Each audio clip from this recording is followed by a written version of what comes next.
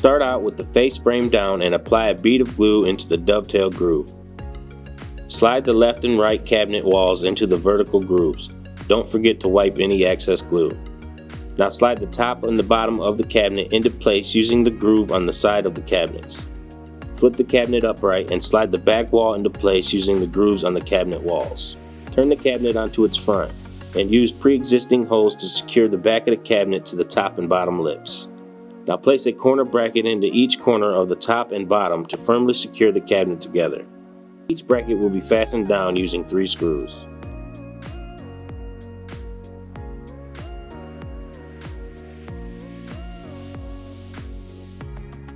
Place the door face down and set each hinge into place, making sure the holes on the hinge line up with the holes on the door. Fasten them down with 2 screws each. Then place a rubber bumper in each corner on the door opposite your hinges.